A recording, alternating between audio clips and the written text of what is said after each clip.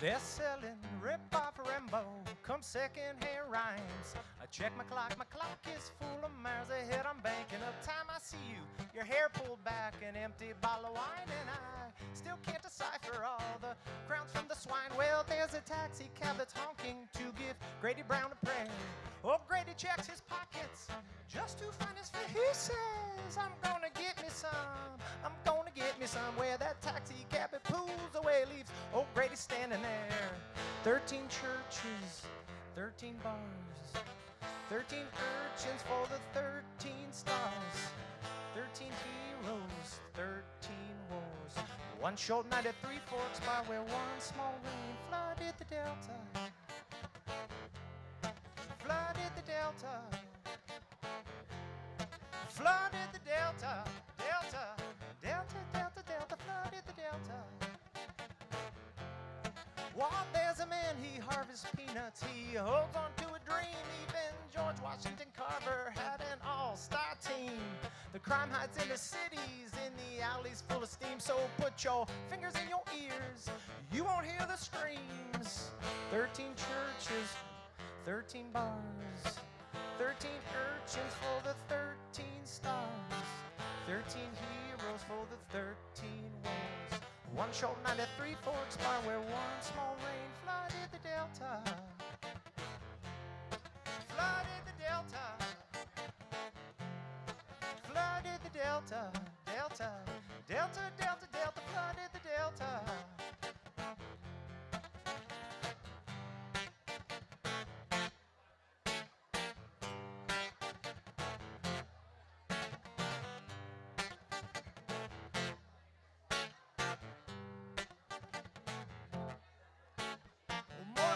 Mystified by the price placed on a soul. I see tired legs ahead, I see my body takes a toll.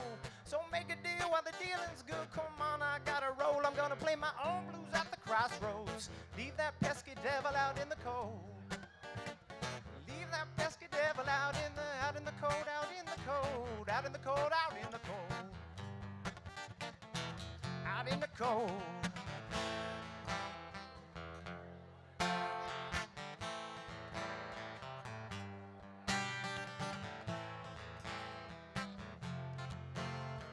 One short night at Three Forks bar where one small rain flooded the delta,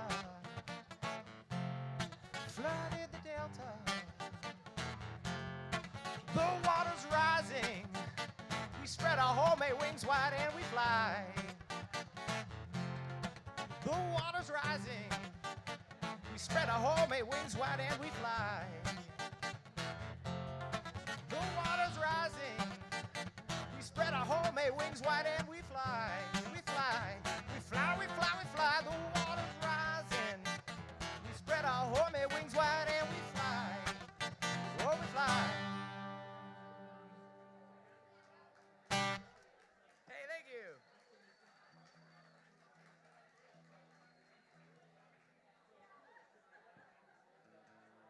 How's it going out there? Y'all just get a drink and settle in.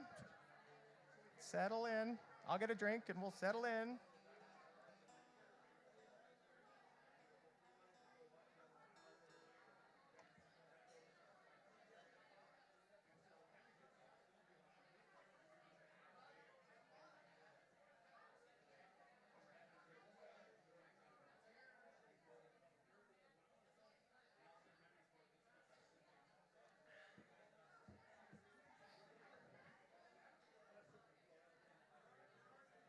Here's a song I wrote up at Schnauz cabin. Up at Schnauz.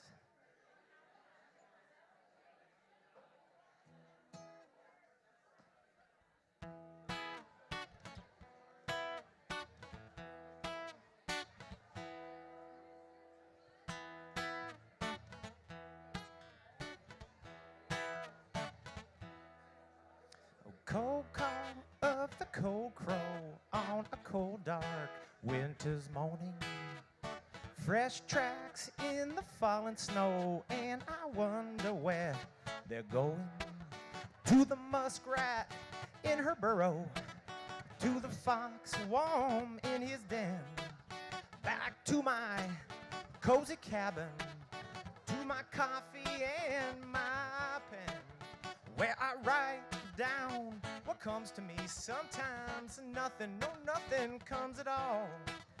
Across a blank page through the silence comes a cold crow and his call.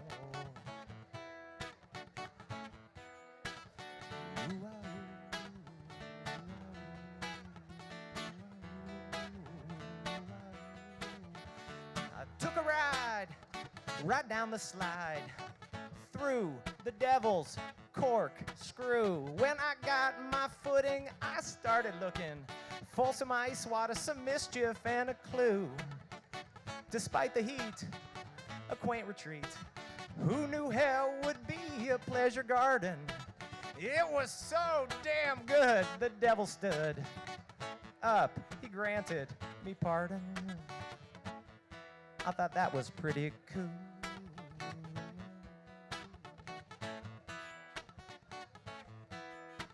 I began to fly up to the sky. I found God doing particle physics. She said, get your head out of the clouds. Whoa, the view up here is exquisite. I found little faith, a lot more outer space, with the universe adding up to love and light, our sheer delight, and the plight we daily make our ways through.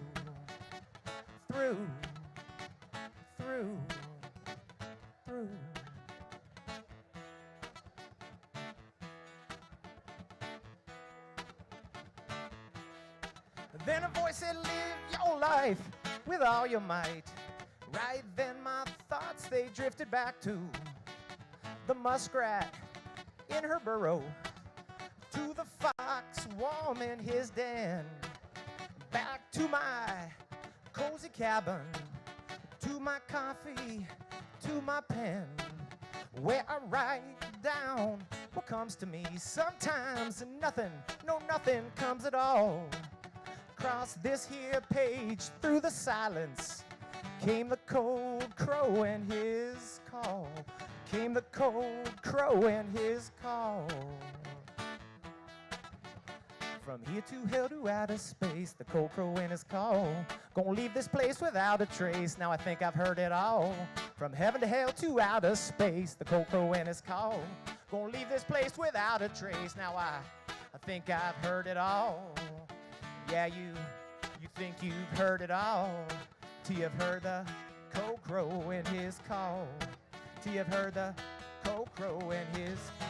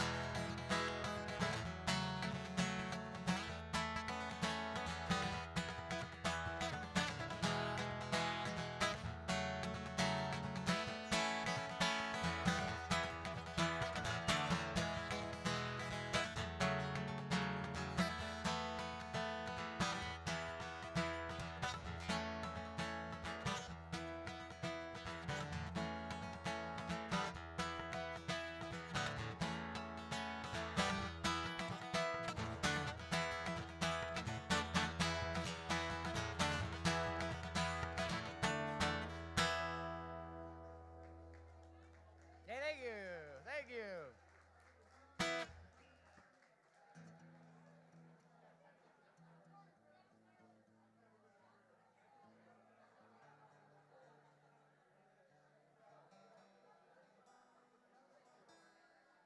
All right, that was Cold Crow, and on the topic of corvids, we're talking about corvids, so we'll do what? This is the Magpie.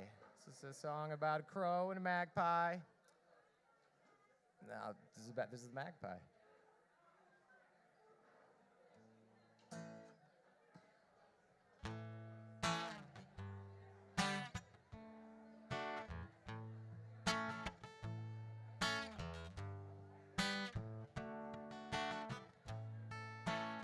Summer, fall, winter plunge headlong into spring.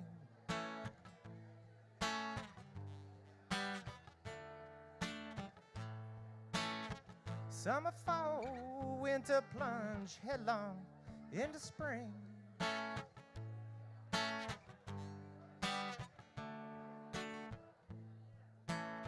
Summer, fall, winter, plunge headlong into spring.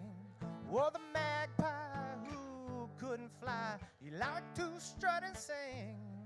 Wore the magpie who couldn't fly, he liked to strut and sing. Wore the magpie who couldn't fly, he liked to strut and sing.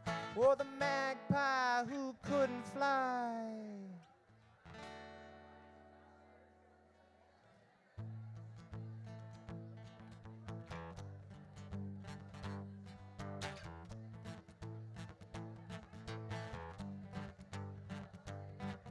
The magpie who couldn't fly on broken wing, never touch blue sky, berry black claw, dig deep in brown earth, grounded returned, corvids rebirth, myth cries we fly after we die. With a strong will to live, the seasons fly by. Summer, fall, winter, plunge. Summer, fall, winter, plunge. Headlong into spring, headlong into spring, headlong into spring, headlong into spring. Headlong into spring, headlong into spring, headlong into spring, headlong into spring. Oh, the magpie who couldn't fly, he liked to strut and sing. Oh, the magpie who couldn't fly, he liked to strut and sing. Oh, the magpie who couldn't fly, he liked to strut and sing. Oh, the magpie who couldn't fly,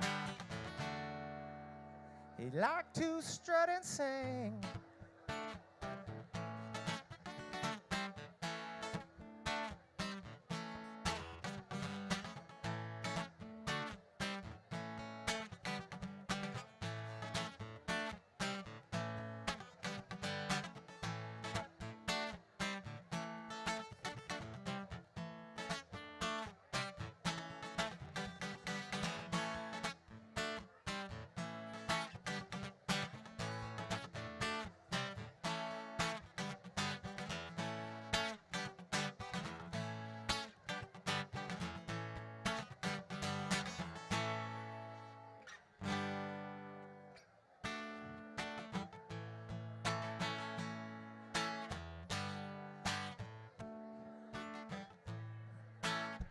Summer, fall, winter, plunge headlong into spring.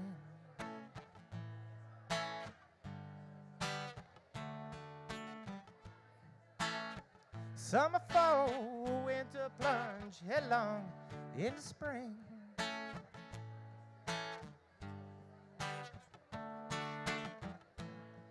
Oh, the magpie who couldn't fly, he liked to strut and sing.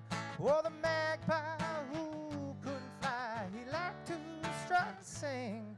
Oh, the magpie who couldn't fly, he liked to strut and sing. Oh, the magpie who couldn't fly.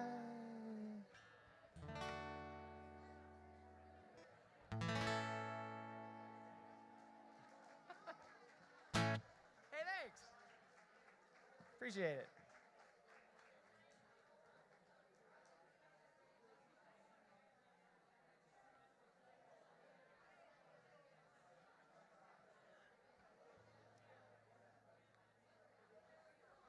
Hi, Jake.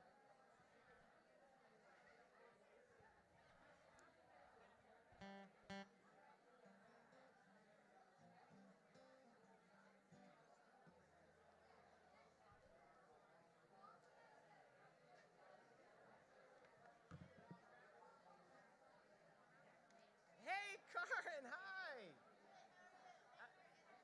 Oh my gosh, thank you for having me. I love it up here, especially at the review. because it's all awesome folks. Yeah, how you been?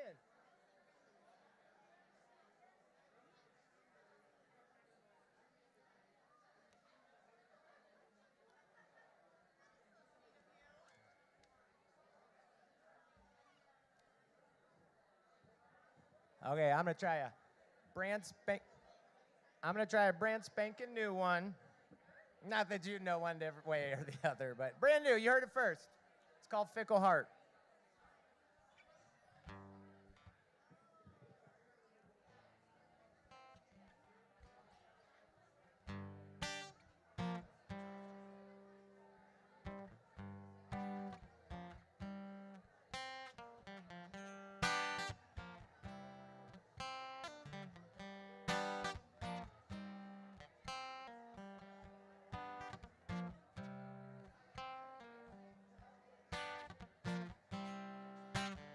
Gut decisions, heady visions. Consult the heart for matters of concision. Oh, fickle heart, fine-tune your fickle heart. Fine-tune your fickle heart. Fine-tune your fickle heart.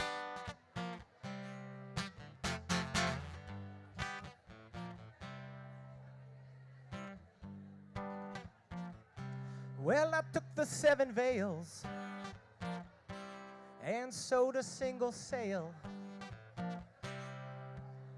danced upon the deck till the ship came off the rails. Flotsam and jetsam, go out and get some, all blown asunder, adrift in all directions. A fickle heart, afloat your fickle heart. Afloat your fickle heart. Afloat your fickle heart.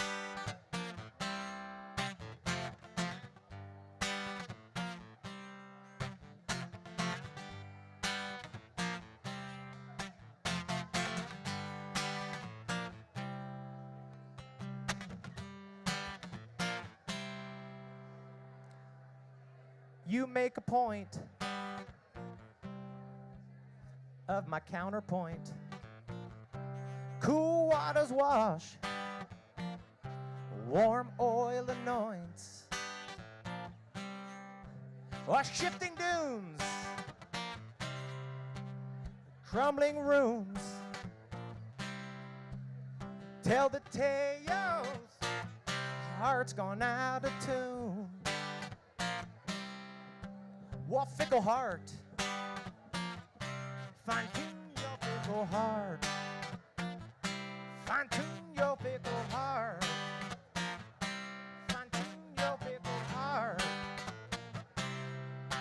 What fickle heart, fine-tune your fickle heart. Fine-tune your fickle heart. Fine-tune your fickle heart. Oh, fickle heart, fine-tune your fickle heart.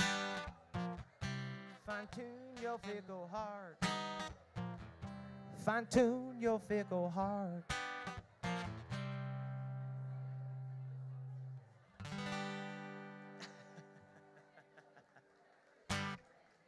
That's called Fickle Heart, brand spanking new. My heart is true. It's not wavering. All right.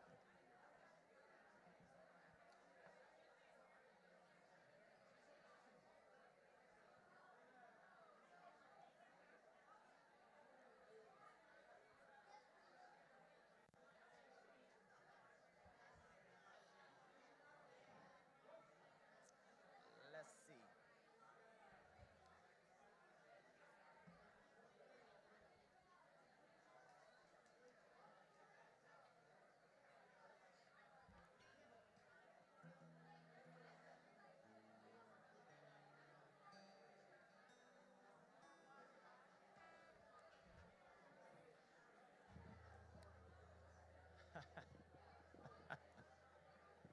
All right.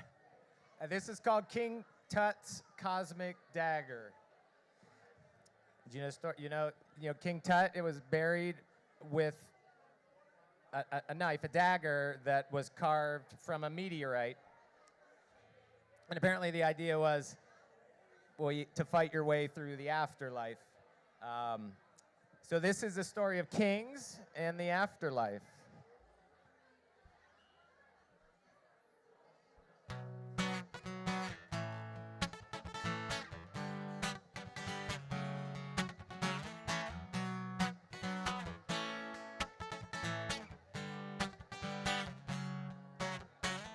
King Tut's cosmic dagger fell down from... Hold on.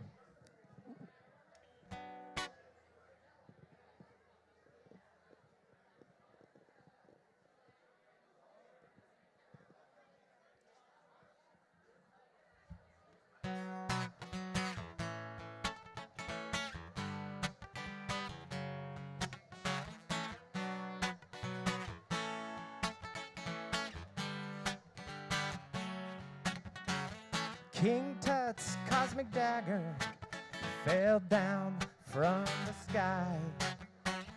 Tut didn't have big guts, so his guard took out my eye. And now I'm seeing things quite differently. It's easier to cry. Well, I am seeing things quite differently, looking out one eye.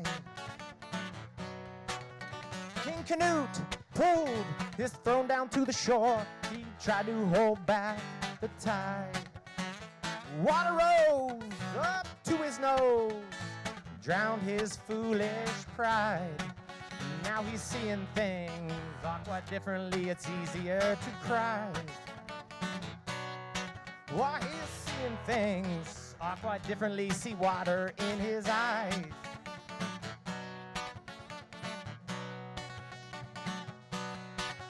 King Cobra struck, sunk his fangs deep into my thigh. Euphoria infused, I smiled, masking my demise. Now I'm seeing things quite differently. It's easier to cry. Why I'm seeing things quite differently as I begin to die.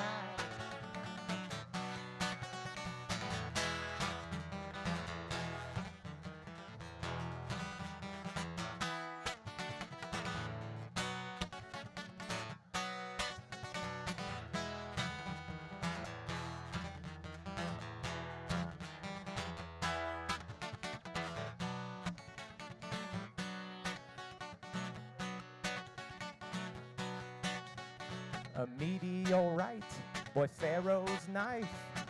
Take your weapons to the afterlife. Fight your way on to the afterlife.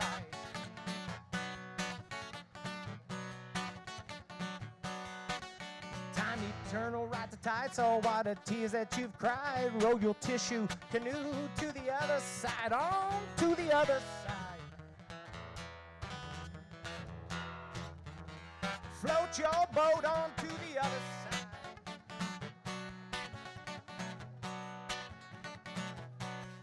A neurotoxic bite, depth disguised as delight. Altered visions of the afterlife.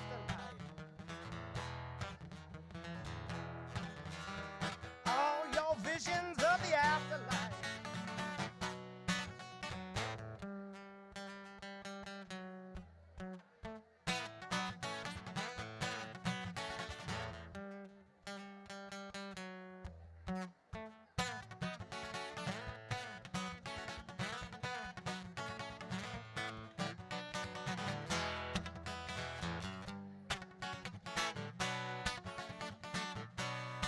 Now I am seeing things.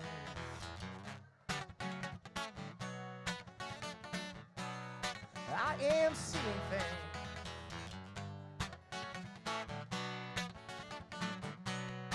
I am seeing things quite differently.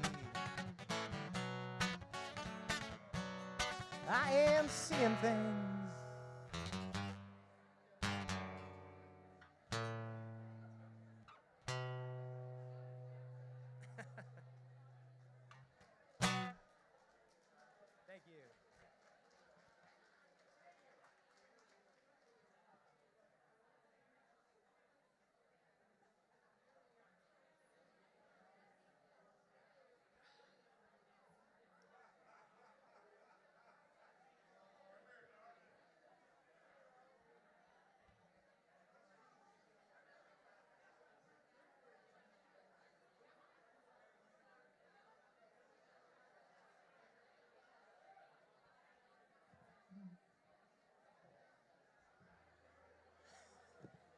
And this here is a song. This is called Erratic. One Erratic.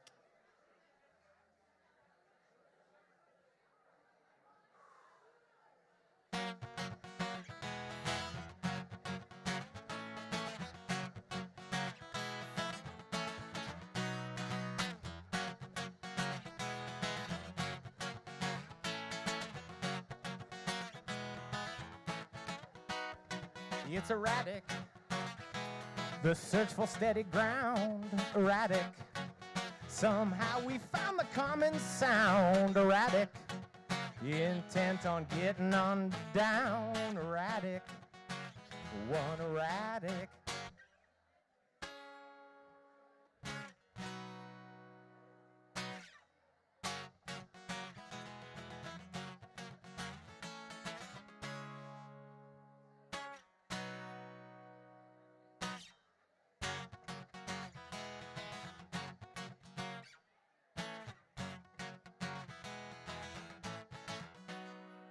It's tragic, what's right before our eyes, tragic. It's contorted into lies, it's tragic. The truth comes wearing a disguise, it's tragic. One erratic.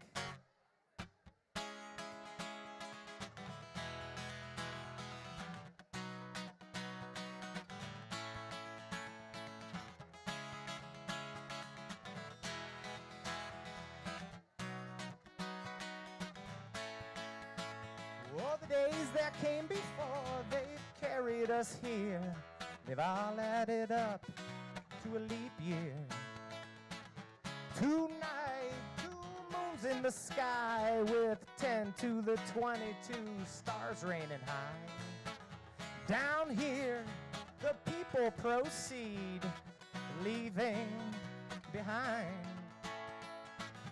Down here, the people proceed, leaving behind. Down here, the glaciers recede, leaving behind. Down here, the glaciers recede, leaving behind.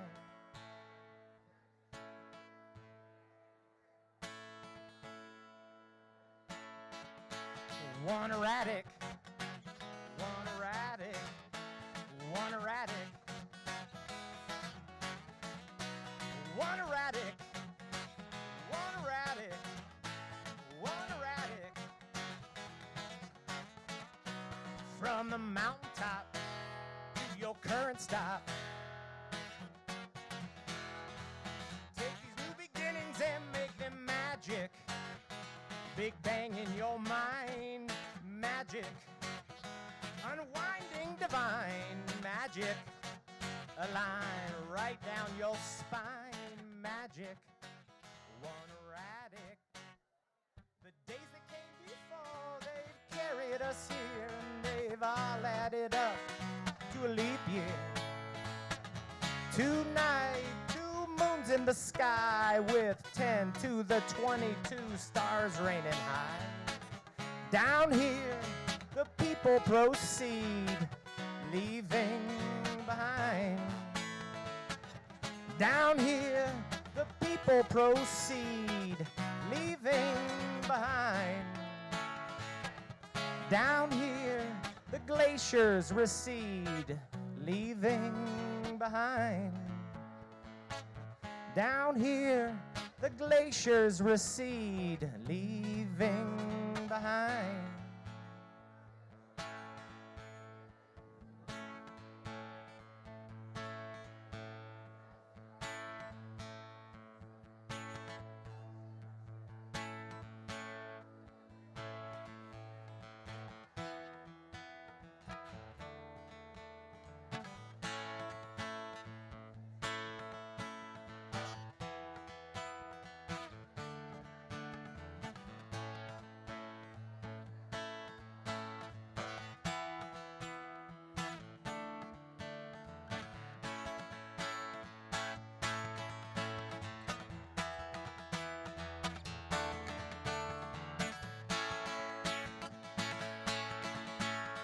erratic, one erratic.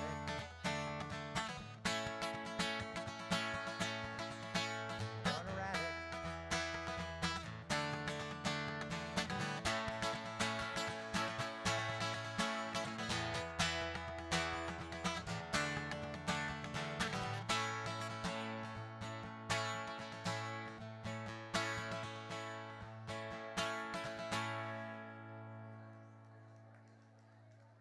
Thanks. Thank you. Appreciate it.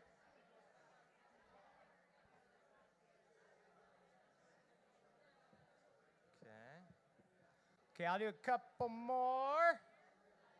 Then we got Diane Boyd coming up. Won't be long. Won't be long.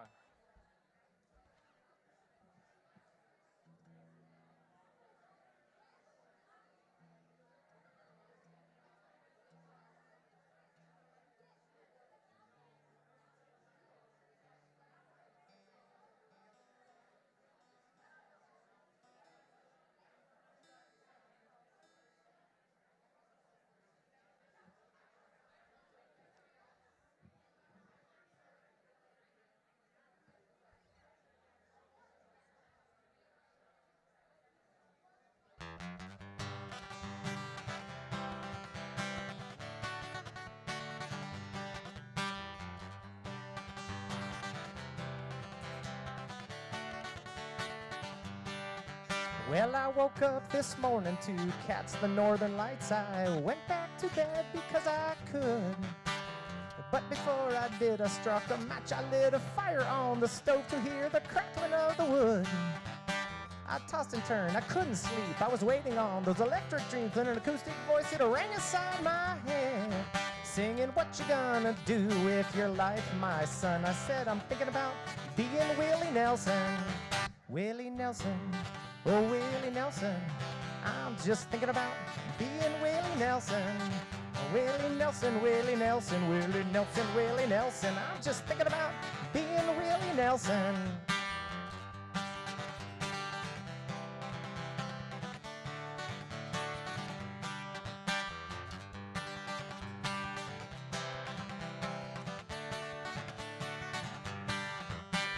There I sat in the parking lot with a tall boy and my pops. There was bikers, cowboys, moving the shakers, and upon the boat, cyclops. Well, the music came from far away. Who could that sweet voice be? Everybody rushed inside, the whole world had come to see Willie Nelson. Oh, Willie Nelson. The whole world had come to see Willie Nelson. And everybody's listening to that man upon the stage. Everybody's paying attention to that universal gauge. Well, it tells us when our fruit is ripe. It tells us when our turkey's done. It tells us when life feels right. The living's just begun. Oh, Willie Nelson. Oh, Willie Nelson. The living's just begun. Oh, Willie Nelson. Willie Nelson, Willie Nelson, Willie Nelson, Willie Nelson. The living's just begun. Oh, Willie Nelson. Yeah.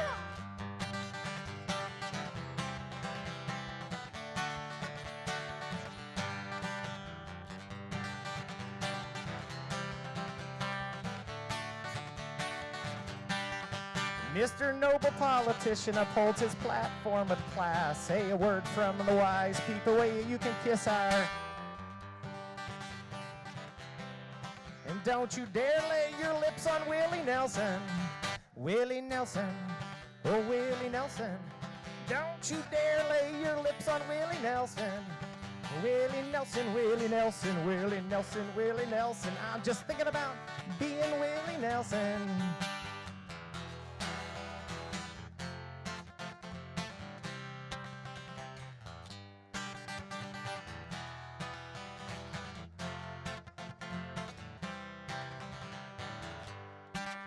All the potters and the blacksmiths they create with fiery hands. Well, I see no evil in their eyes. The monk burned the altar when winter came creeping in. He felt the foreboding chilly skies. And the crusher of the grapes is offering wine to all. He says, oh, come, celebrate with me. There's an old creaking village in a land that's far away that shares my philosophy. stories are told, tales spun. They're singing songs in their native tongue about living right and being free, about living right and being free, about living right and being free, about living right and being free. Well, being free's the only way to be.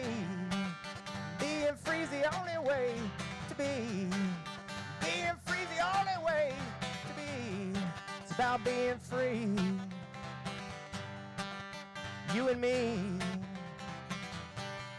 It's about being free. Yeah, you and me. And everybody else out there. To anyone I might have missed. I'm talking about everybody.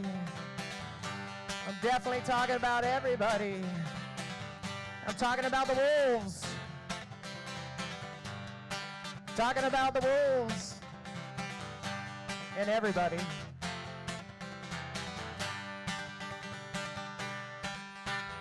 I don't care if I'm understood. My life is good. I'm worry-free. My blood pressure is as normal as can be. Now you're rolling down the road in your honeysuckle rose. Hey, Willie, do you ever think about being me? Willie Nelson, oh Willie Nelson. Do you ever think about being me? Oh Willie Nelson. Willie Nelson, Willie Nelson, Willie Nelson, Willie Nelson. I'm just thinking about being Willie Nelson.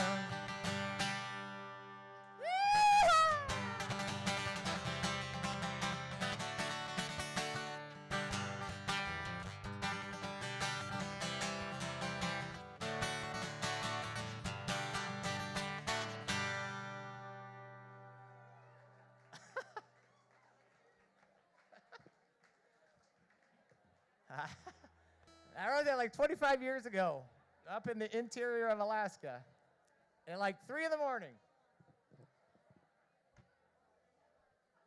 Still playing it. It's Willie still, and Willie's still playing. And we've got an election coming up. All sorts of things.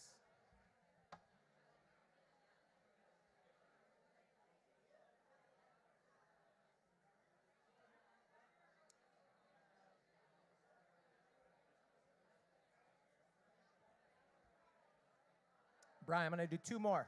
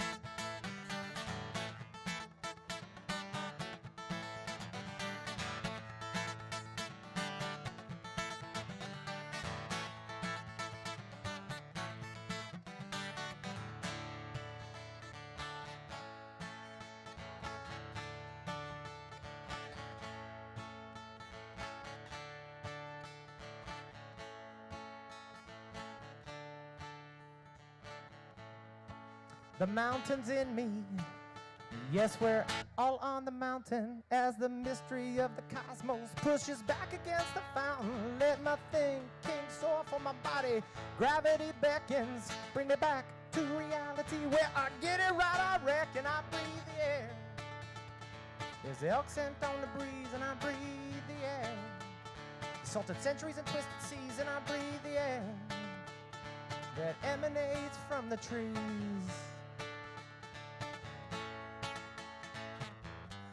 have seen the glaciers moving. I have felt the world spin. I have tasted running waters. In these moments I was king.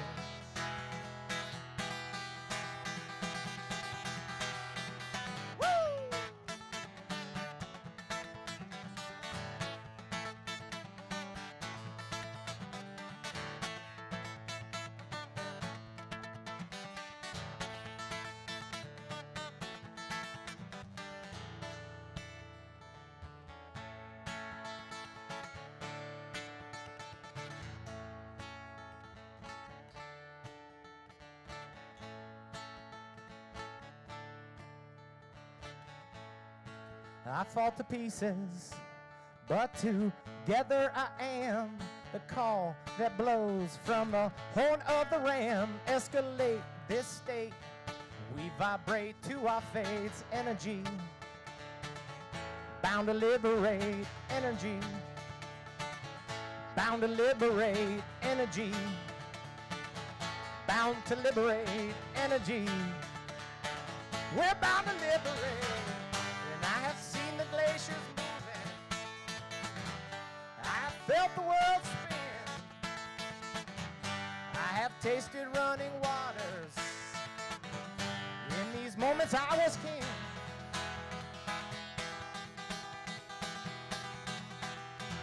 Woo!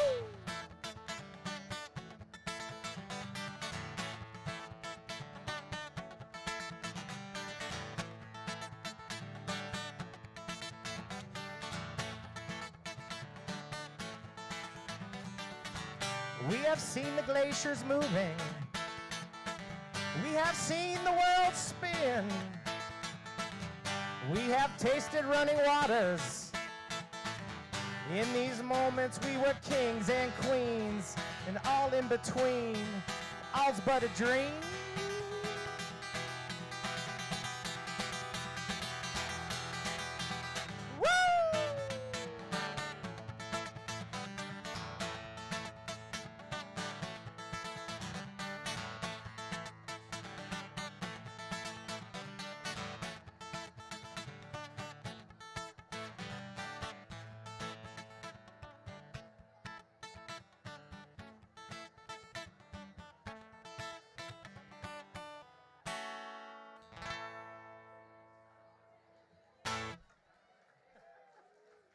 All right, thank you.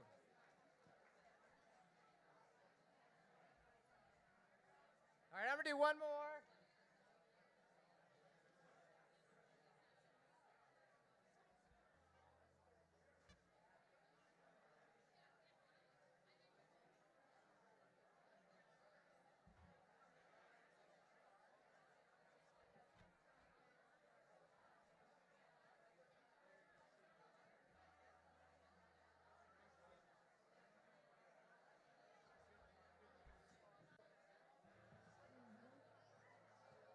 Okay, I'm gonna do one more tune, and then we've got Diane Boyd coming up.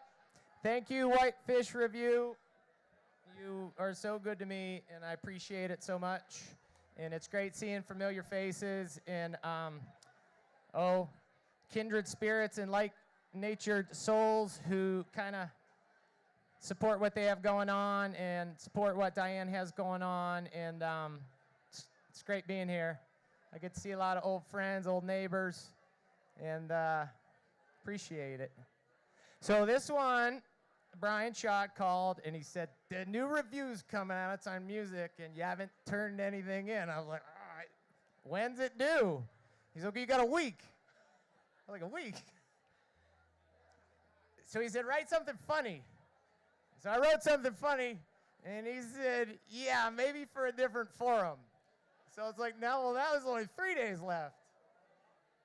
So anyways, we are writing about, have you guys heard about the Black Ram guitar and the guitar project that they have going on with Rick Bass in the Black Ram Forest in the Yak, and all that it goes to support and bring awareness of?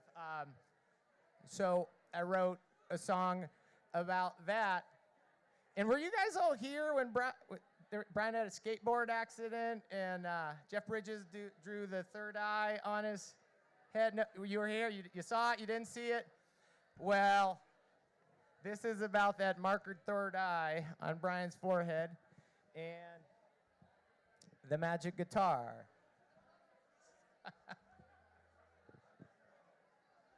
It's called Third Eye Open.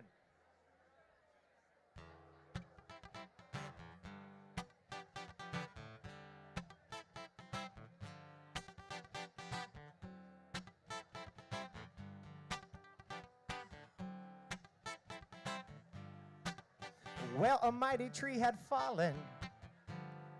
It grew a forest of guitars. The gateway to transcendence. A wilderness of song. Third eye open, open cut revealed. Third eye open, a forest once concealed. Back in the yak, the mighty tree grew the magic guitars. It grew the magic guitars. They heard the ancient stories from deep within the seed. The wisdom and the warnings. And all the songs were freed. Third eye open, they played music till they healed. Third eye open, they played music till they healed. They planted the songs and grew a garden of magic guitars. Of magic guitars. Of magic guitars. Of magic guitars.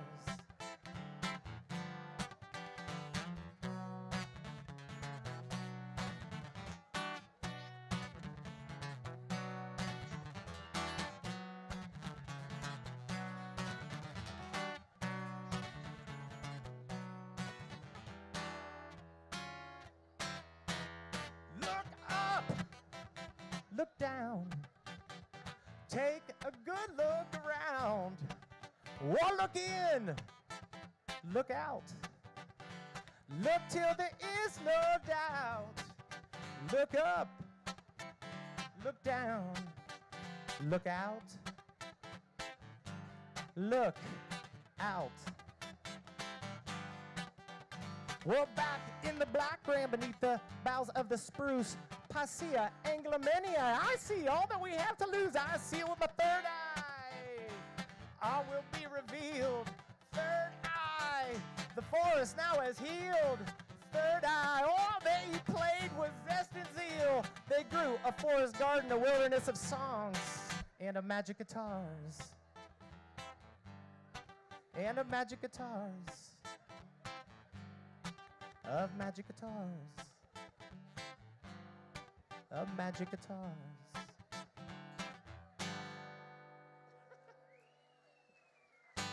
Thank you. Hey, appreciate you having me.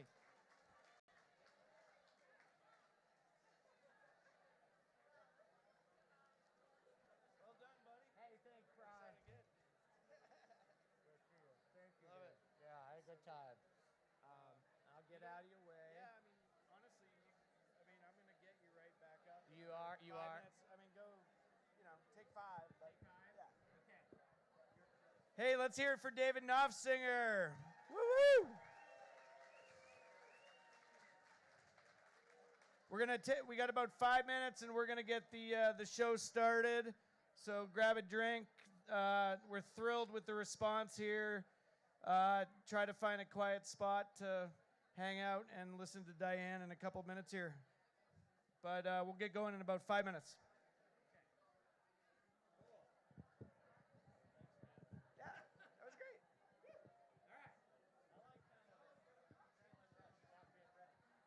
Yeah, that's how we do it.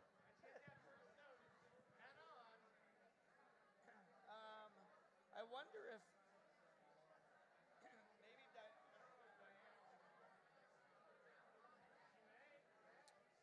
Check.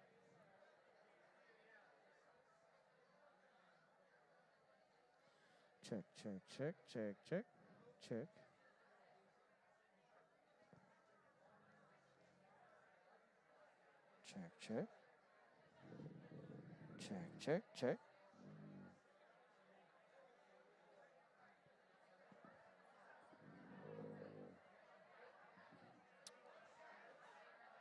Check.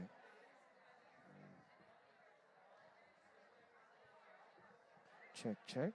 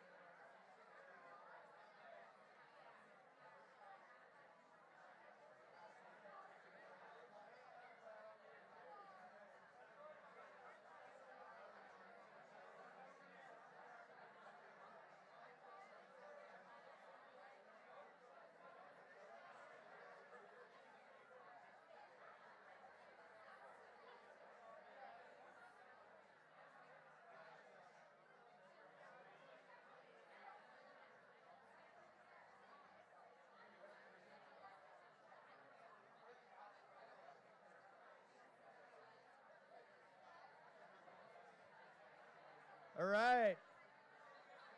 10. Hello. Bring up the volume a little.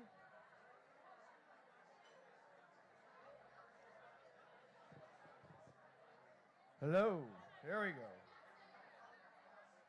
Hey, we're going to get things going here, folks. It's always hard, I know. We're visiting with friends. Mike Powers, note, 8 o'clock sharp. Brian Schott on the stage.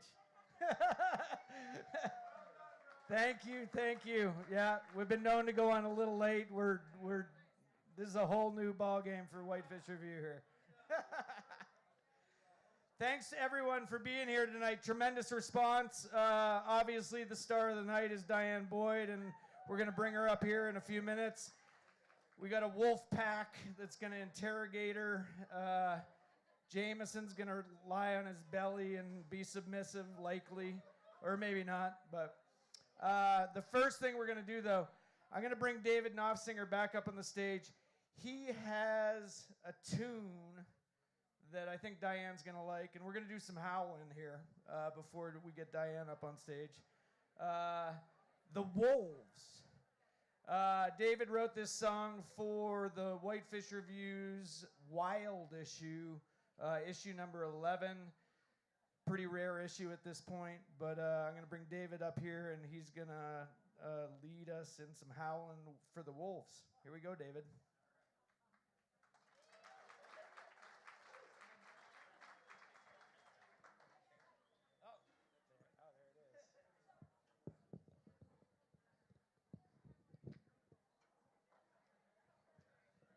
Thanks for putting up with me again.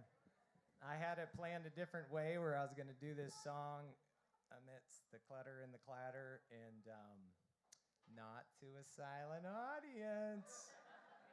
So,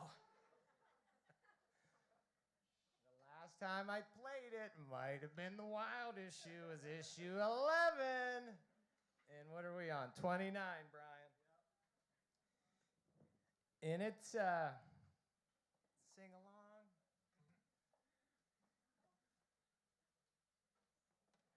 So I guess you gotta listen to the alpha. Submissively lay on my back and play it.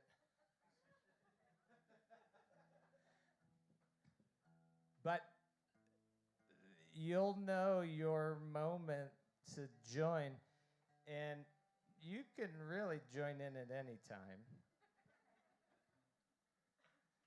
It's not as straightforward as the others. I feel like I'm a nervous kid trying to buy time before it begins. It's called The Wolves.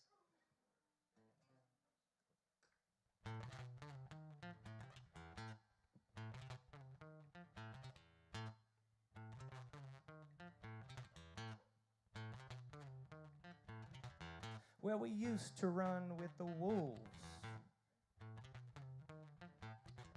Know every dog knows the smell of money. Pour me a stiff shot of whiskey and one of milk and honey.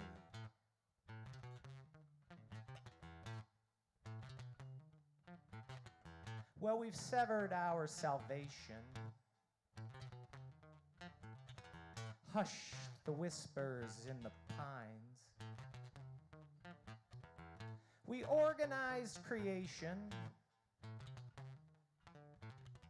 into neatly ordered lines.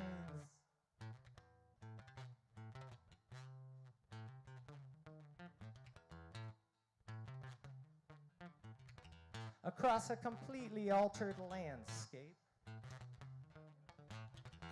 The metal howl of a distant bell. In your growling belly, a conflicting call. A return to the deep moon's spell.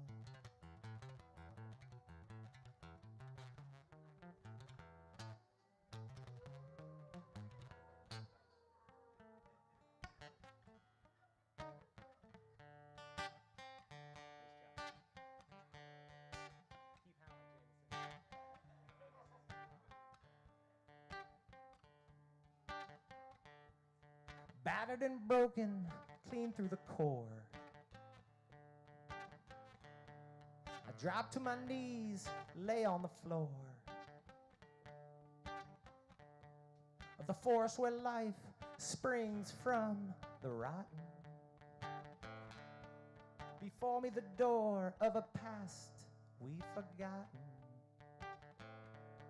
It grips me a growl, some possessed inner child. Haunted and hungry, raw, roughed up, ragged and wild.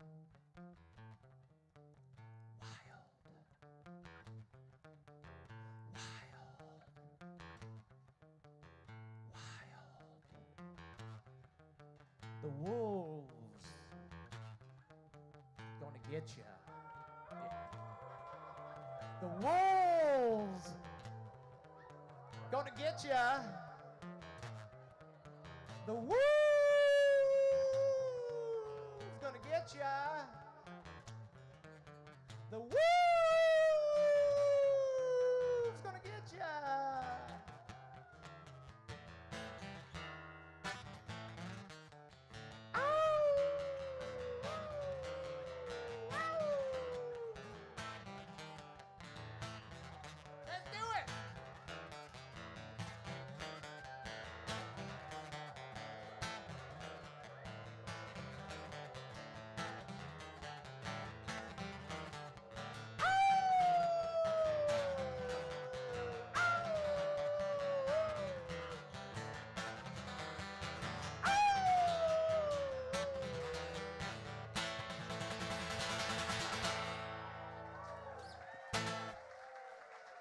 Welcome, Diane.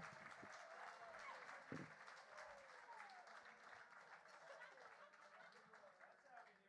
right.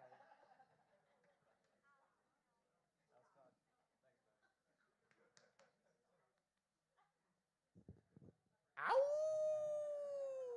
Yeah, let's hear it for David Knopfsinger. That was so cool.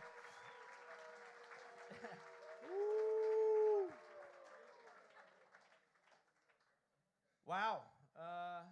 Diane, I don't know if you're going to get an intro like that again. That was pretty...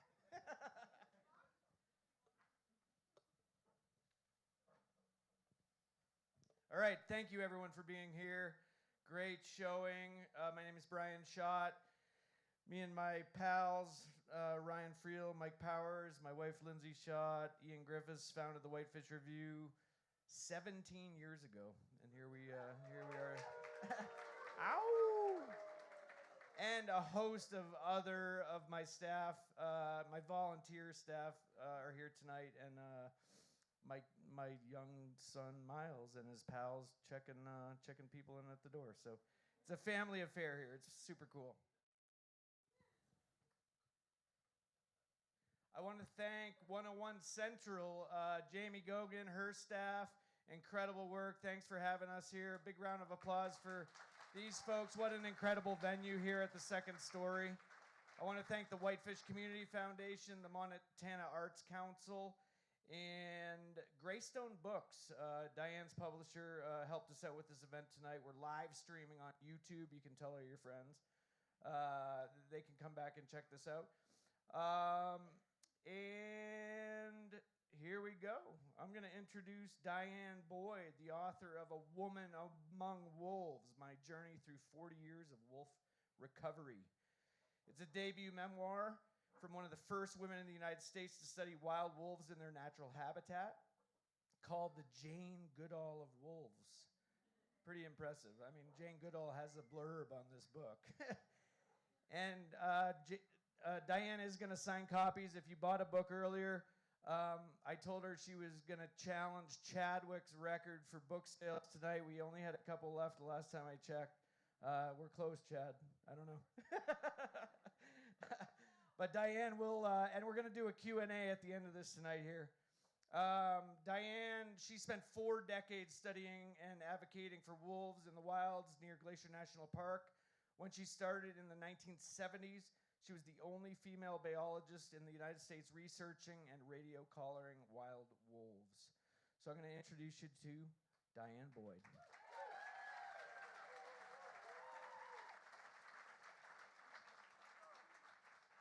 And I think this is going to be your hot seat. Super fun. Okay, so I'm going to sit there. Yeah. And then we're going to bring up the wolf pack over here after. Should I sit or stand? It's up to you. I think you try it out. I think sitting might be nice, but you know you. Okay, can everybody hear me? Boy, those are bright. I'm grateful to be here, and I thank Brian and the whole Whitefish Review. Thanks for being here. Thank you. I'm going to let you start with your reading, and then we'll visit back again. Okay, so I'm going to start with a reading which takes place here pretty much locally, and then my other colleagues are going to come up here and give me a lot of crap, and we'll have a really good time. So a little preface about the story. So if you guys were around watching the wolves in the 80s, instead of killing wolves, there were so few left that they kept translocating them. If the wolves had transgressions and were killing livestock or pets, and they would move these wolves. And there was this long, sad saga of wolves that were being torn away from their home and put somewhere else, and most all of them died as a result of being translocated, or they came back and they killed cows, or they got run over on the train tracks, or whatever. But this little story I'm going to read you is a success, and it's one of the few successes.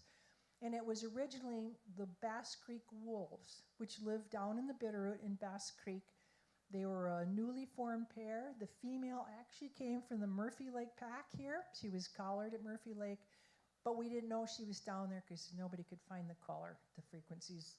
Anyway, long story, but they had pups, and they began depredating on livestock in Bass Creek. And long, tragic saga, they captured them all, and they moved them to holding pens in Idaho. The male died in the pen, accidentally choked to death with a neck snare when they were trying to treat his foot, and 3 of the 8 pups died of parvo. It's just sort of this story of when you handle wolves and interfere and try and do better, it just doesn't always work. But the long preface to this is we did take what was left of that pack, which would be the breeding mother, the female, alpha female, no mate, and 5 of her pups. We transferred them, and I picked them up in Lolo, and I brought them to Missoula, stayed with old dear Helen Boley, and then my job was to bring them up to Dave Horner's airstrip right here, Red Eagle Aviation. We're going to fly them into the Spotted Bear airstrip with ski plane, and I was going to drive around and join my colleagues and hold these wolves for a little bit. And so that's kind of the preface to the long story. It's a little bit experimental at the time, and it was very happy ending. Okay, so I've arrived in Missoula with 6 wolves in the back of my truck, and I'm staying at an 87-year-old friend's house up in the Rattlesnake. The next morning, I drove my canine cargo the 2 hours to Kalispell to meet Joe and Dave Horner, our trusty bush pilot. Whoops, just lost my place, sorry. Our trusty bush pilot, should have left the sticker in there. There we go. During our WEP year, WEP stands for the Wolf Ecology Project. Joe and I were all set to tranquilize the wolves and load them into Dave's 4-seater plane on skis for backcountry winter landings. Dave had removed the plane's seats to accommodate the 6 gangly drugged wolves. The tranquilized wolf family was laid out like sardines, backs to bellies, completely filling the seatless cabin of the small plane. I rather doubt that meets FAA standards. Dave and Joe flew the wolves into the remote, snowy airstrip at Spotted Bear Ranger Station with extra tranquilizing drugs at the ready just in case. Tom Meyer, a colleague at the U.S. Fish and Wildlife Service office in Kalispell, and Kent from the Idaho Wolf Team had driven into Spotted Bear the day before and packed the primitive runway with a snowmobile so the ski plane could land. While Dave and Joe were flying the 6 drugged wolves the half hour into Spotted Bear airstrip, I drove 80 rutted, icy miles into the Spotted Bear Ranger Station to meet up with everybody and stay overnight with the wolves. Tom and Kent met the plane load of wolves on the snow-packed Spotted Bear airstrip. "There's big old tracks of a single wolf trotting down the edge of the runway," Dave exclaimed with surprise as he climbed out of the Cessna. "Wow, who could that be?" We didn't know of any wolves in this wilderness location. Tom, Kent, and Joe loaded the limp wolves into the back of an open pickup, wolf urine sloshing around under the wolves, and drove the 3 miles from the runway to the pen, with a lot of wolfy scent dropping out of the tailgate along the truck tracks. They carried the 6 groggy wolves into the pen, then went back to the cabin and warmed up by the crackling wood stove while Dave and Joe flew back to Kalispell.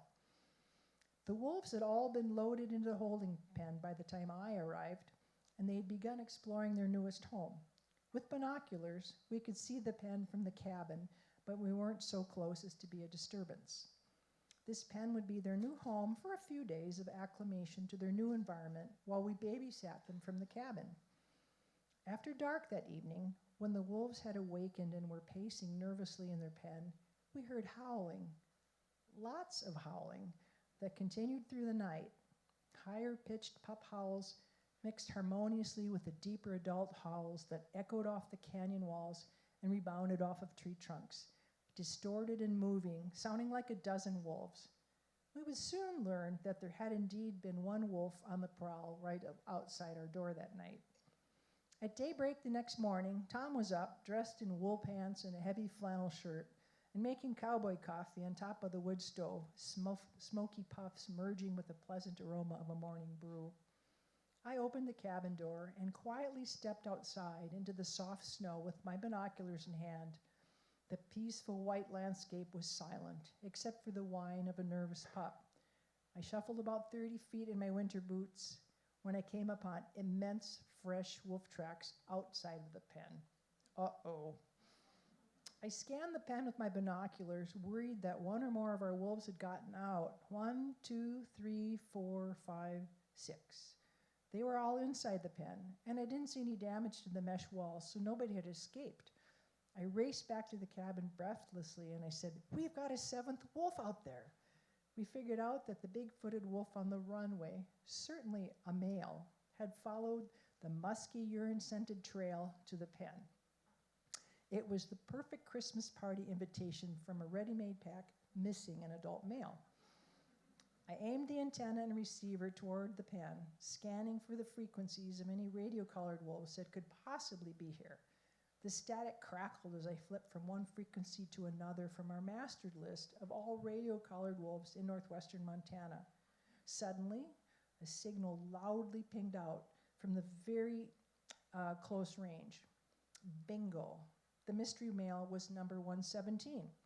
This big boy was last located 40 miles away a month earlier in the Seeley Lake area.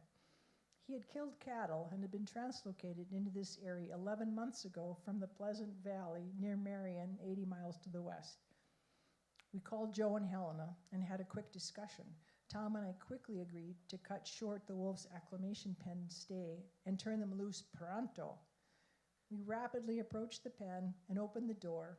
We also cut a large hole in the mesh with knives to give the wolves several escape options and then backed off to watch with binoculars. The mother wolf left immediately, followed 45 minutes later by one pup. The other pups were confused and hesitant to leave, so Tom and I hazed the remaining 4 pups until they ran through the opening and joined their freed family. The male was apparently waiting just out of sight in the forest as we heard this deep, booming howl amidst a cacophony of excited wolf howls. These 7 wolves had just become the spotted bear pack. Sometimes Santa drives a sled, and sometimes he flies a Cessna.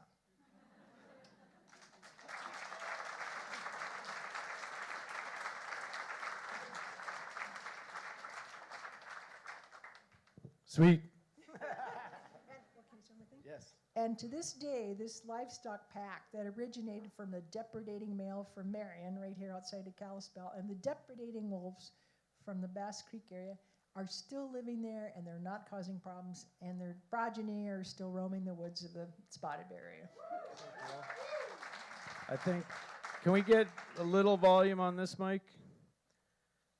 All right, here we go. Thank you. Was All I right. too soft? No, my mic was soft. Now Speak up! So Diane, so cool. Your book is going gangbusters. I learned tonight that they're going into a second printing of it already. How cool is that? And the response here tonight is tremendous.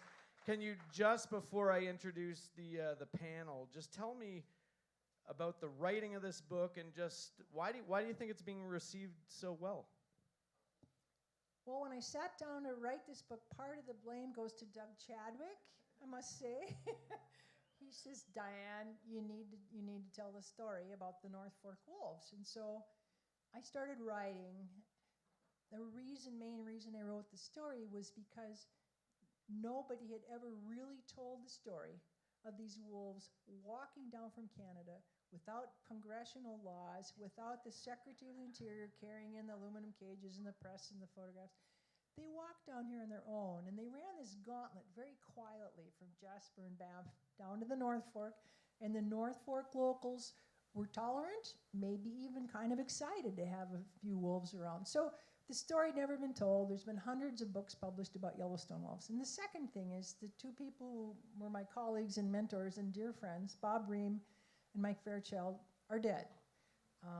They can't tell the story, and I'm kind of the last wolf standing, I guess. And thirdly, I really wanted to tell the story of wolves through the eyes of a person who's been there from wolf number 1 to about 3,000 in the West now. Started out novel and fun adventure story, and it weaves its way through science and the challenges of today, and kind of hope to open a few minds. Very nice.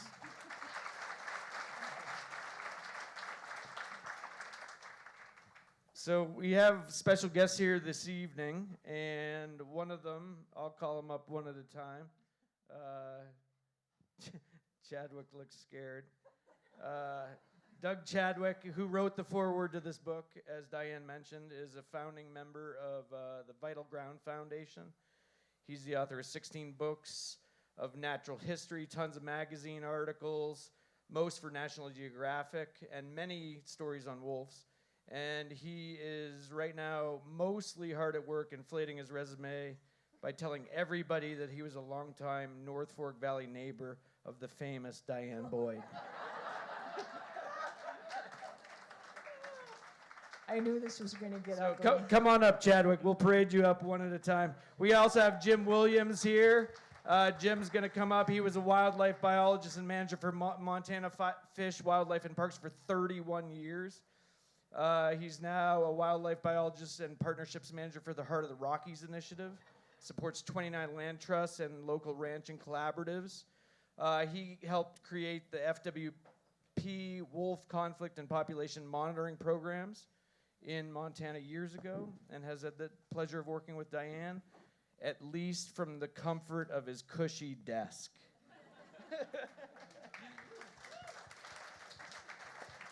And then we have Mr. Michael Jameson, who is a writer and conservationist based in Whitefish. His official title is the campaign director for the National Park Conservation Association for the Northern Rockies region. And mostly he's just a redneck for wilderness who spends his evenings rearranging the alphabet on behalf of wild nature. I'm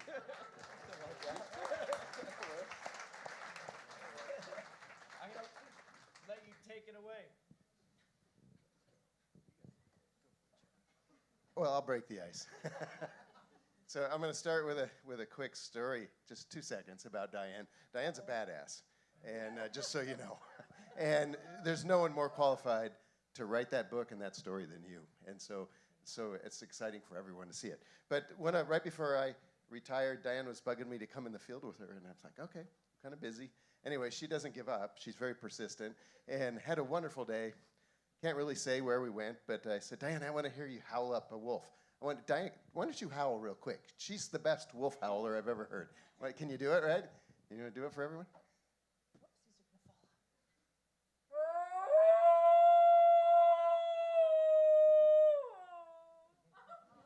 She's good. And so she did that, and right away, I'm kind of smug, kind of, okay. And all these wolves answered. and I was like, holy shit, this is incredible, it works.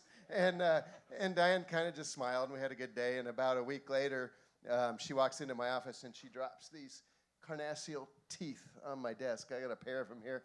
And she says, my wolves were eating your lions when we howled them up. And they were literally on a dead mountain lion eating them when we were howling them up that day. So I'll start with that. It's good karma. Yeah, oh yeah. But so the question I have as a panel first is, so one of my favorite chapters, the whole book's packed with good ecology and a tour through large carnivore science and behavior, by the way, is the Trout Creek chapter, and that's about people.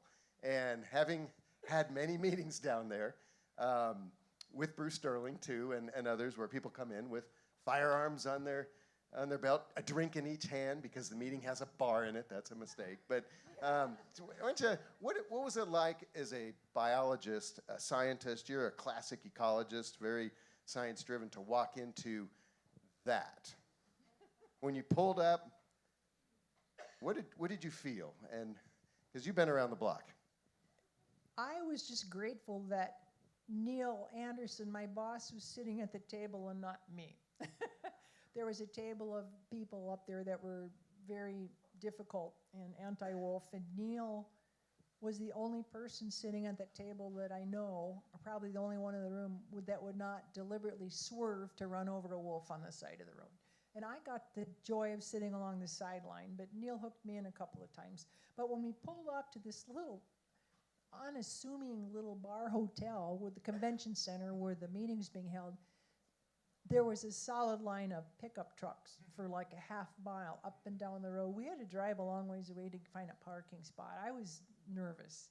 And of course we wore uniforms, and so you're wearing the bear on your shoulder, which marks, it's like you might as well just have a target in the middle of your chest. So I was a little concerned. I've dealt with a lot of negative wolf feelings, but this was a energy-filled room with 250 people, angry people wearing firearms. That was, it was not a great feeling. Well, that's a very good chapter, and I can tell you it's very accurate, and it'll be fun for all of you to read that chapter and see what biologists get to go through. So now and again, it's part of the job. So I'll pass it to one of you two.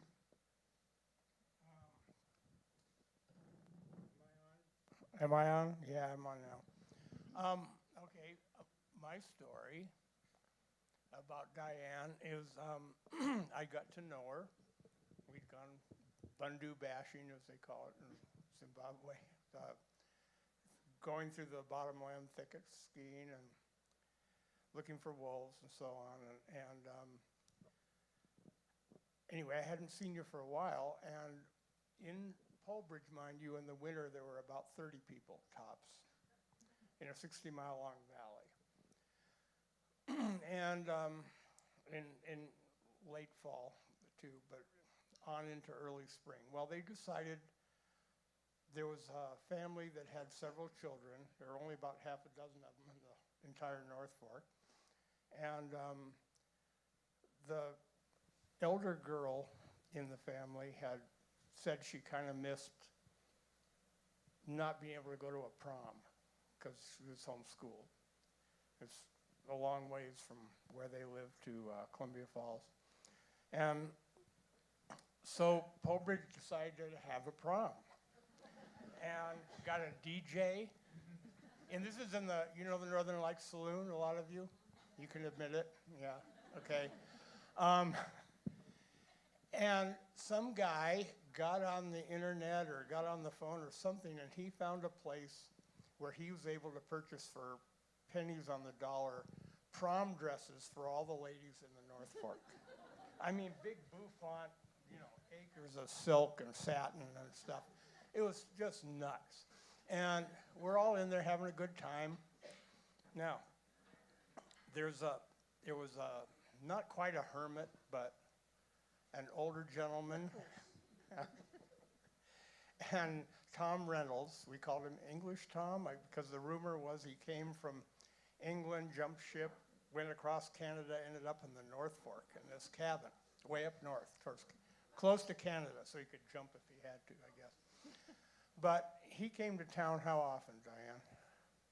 Well, Polbridge maybe a couple times a year, maybe, and yeah. Town maybe once a year. Yeah. So nobody knew Tom too well, and he wasn't the most social guy in the world, but was a gentleman. But in any case, he shows up at the prom, and he's in a tuxedo. How the hell did he came down with everything he owned. Well, And no, but anyway, and then there was a woman with him, and all in a really nice dress and shiny hair and all, shiny and I was, who's that? I don't know, I've never seen her before. And then we find, that's Diane Boyd. No one had ever seen her without wool pants and sorrel boots and a big old hat and a bunch of, grease from traps and, all that stuff on them. So anyway, a woman of many parts, ladies and gentlemen.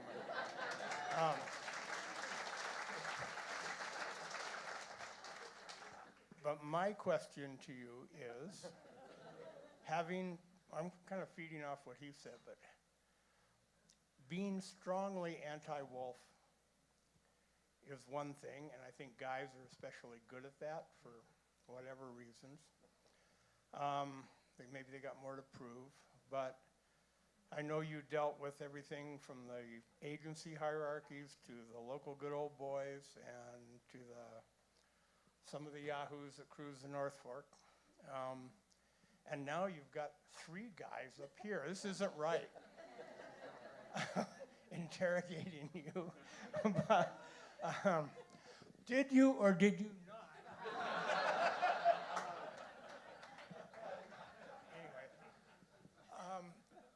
my question is, I'm going to get off of that subject and say, wolf-shaped, I'm not telling any of you, or especially this group, anything they don't know, but they were one of the major evolutionary forces, if not the major evolutionary force, shaping the elk and moose and deer and antelope and other things people are very fond of and work hard to protect.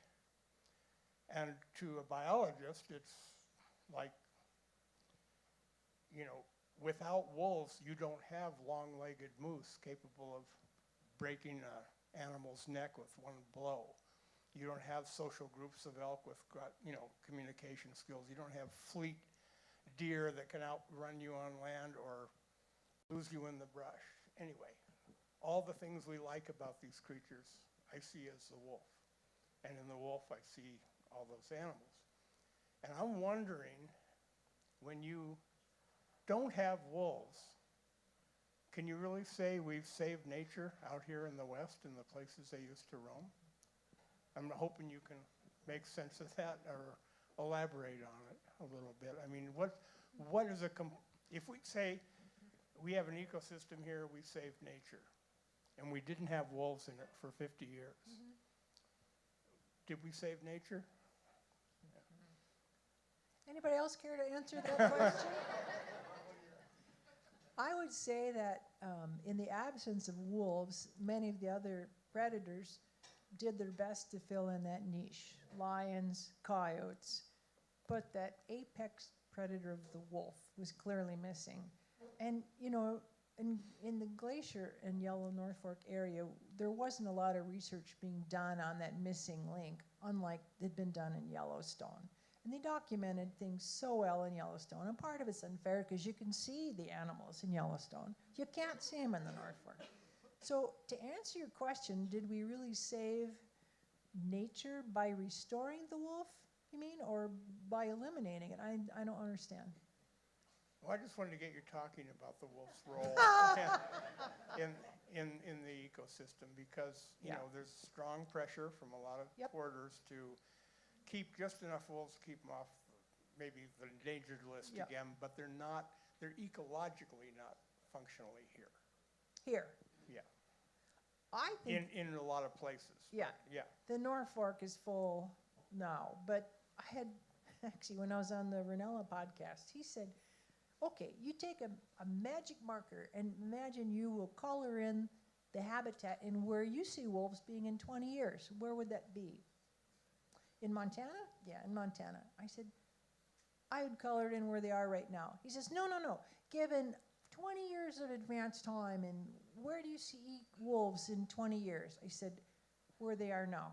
I said, they have full capability of living down in Miles City and along the Missouri River and down by Ekalaka, but every time one or two get there, they're shot. And until we change human attitudes, they're at carrying capacity socially of humans. Not biologically or ecologically, because they were across the whole state, and there was a lot of them. I don't know if that answers your question or not, but that's where my mind goes. And I don't know that in my lifetime, it's sad, because I thought by the time I was an old lady, which is like now, I thought wolves would have recovered more fully, and all the hubbub about them would die down. It's not. It's kind of worse now than it's ever been. That's sad. I hate to say that, because there's plenty of places where wolves could live, but the reality is they're never going to live in Des Moines, Iowa, or St. Louis, Missouri again. And they have tried. Wolves are showing up in these states, and they just get shot. And there's not an ecological space for them left anymore, because we've modified the landscape. Thanks. No, it's perfect. Now I turn it over to, now you're going to get grilled. So I met Diane, I think it was winter '87. It might have been '88, but I came up with Bob Green from the University of Montana with a bunch of other undergrads, and he told us there was this crazy wolf woman living up there in the middle of nowhere, and we could go skiing with her and wade some rivers and howl at wolves. And I was maybe 8 months out of Western Pennsylvania at that time. What the hell? So I went up and I met Diane, and we howled at some wolves, and some wolves howled back, and we saw some northern lights, which was actually pretty amazing. And we skied a few miles, and I got wetter and colder than I probably should have. And then I was smart enough to leave and go back to Missoula, where it was nice and warm, and create a whole career writing about these guys and their wild wolves and wild cats and wild grizzly bears. But she stayed. She stayed up there. We all left. We went home. She stuck around, and it's a pretty remarkable thing to see her come out of the hills and into town with all these tales to tell. And I'm really interested in the same thing, that we're all talking about people at the end of the day here, right? We're not even talking about wolves. I remember years ago I ran into a guy over on the east side, up north of Browning, an old rancher who loved to drag his dead grizzly bears, or excuse me, his dead cattle up on the hill behind the house and watch the grizzly bears come and eat them. Dead grizzlies up there too. He liked to watch them. He liked the grizzly bears, actually.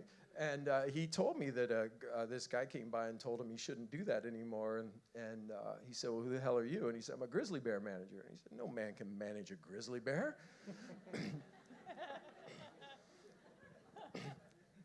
So we're talking about people management, right? Not bear management or wolf management. And so last spring, I was sitting watching out the window these, actually 2 robins working the leaf litter, and man, they were crushing it. I had never seen predators so effective. Just, they got their weight's worth every 10 minutes in worms. And it struck me that we don't really dislike predators. We just dislike the ones we compete with.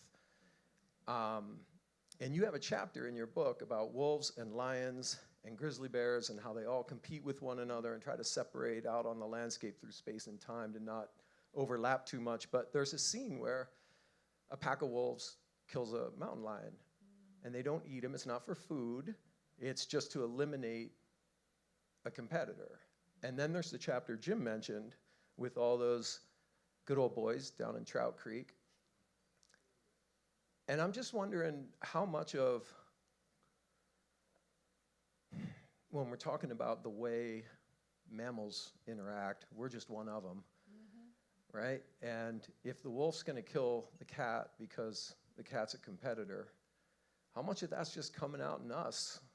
And we're not going to kill the robin because we don't ranch worms, right? Yeah.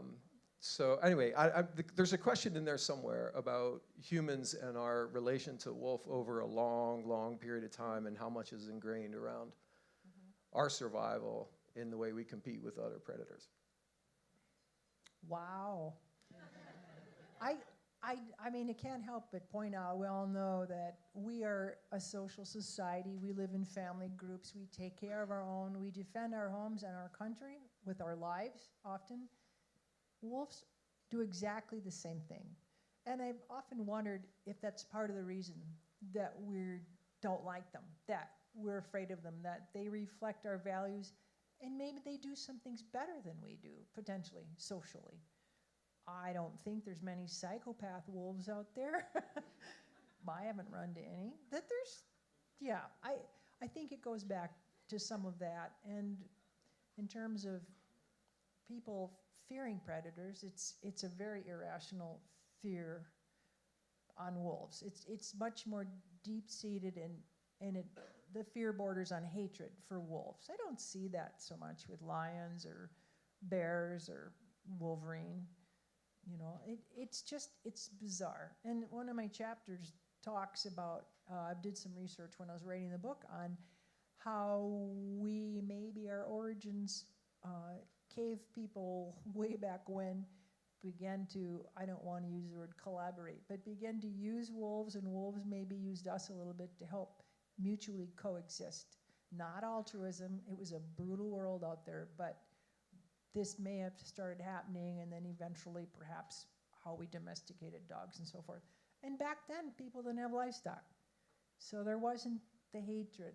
Maybe some fear, because I imagine occasionally a dire wolf ate a person or two, but it's just a different world. And when I've come into the studying of this, I run into a lot of that same feeling. And a lot of people, I just have to diverge a little bit, but people have been asking me for a long time, what was it like to be a woman doing this, kind of along the lines. And it's like, well, I don't know, I wear pants and I pull on a hat and I just do my job. And there was no Me Too movement, and I'm not a whiner. You do the work. And I ran into this extra social dimension. Not only did I work with predators, but I was a long-haired, blonde, hippie girl from the Twin Cities trying to do work. And when I first started in Minnesota, northern Minnesota, I had a very interesting experience. Mind if I read just a little bit? Okay. Give me a minute here. So to place this, I was called up to work in a little town called North Home, Minnesota, which is about the size of Trout Creek. It's about 300 people. Very small, conservative farming community. They don't call their operations ranches because they're very small. They have a few livestock. And I had been hired, this is way back in 1979. I was about 4 years old. I'd been hired to be the federal damage control trapper, that if ranchers had problems with their livestock being killed by wolves, the game warden and I would go look at the carcass and see if it was wolves or not. And when I wasn't doing that, I was to trap and radio color wolves for research. And it was a really, really critical year in my development as a professional, to start with, about learning about the other side of wolves that's not necessarily rosy. So, but I had the hardest thing just trying to get into the community. I was staying and living in a cabin outside of town. I tried to avoid all the folks, and then anyway. So I'd been working in North Home for a month when an older fellow at the gas station told me that I ought to buy a copy of the local paper and see what Bing wrote about you. Bing Elhard had been born in North Home 6 decades earlier. This town was his home, and his weekly column in the North Home Record was gospel. Does that sound like Larry Wilson? I love Larry. Anyway, I bought a paper, and in it there was a large photo of this old guy, Bing, standing next to a 6-foot-tall cardboard cutout of a grinning wolf, which reminded me of Wile E. Coyote.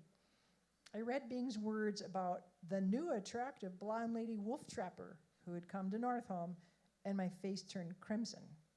Bing stated that he had a serious wolf problem in his yard and challenged the lady trapper to come pay him a visit and solve the problem.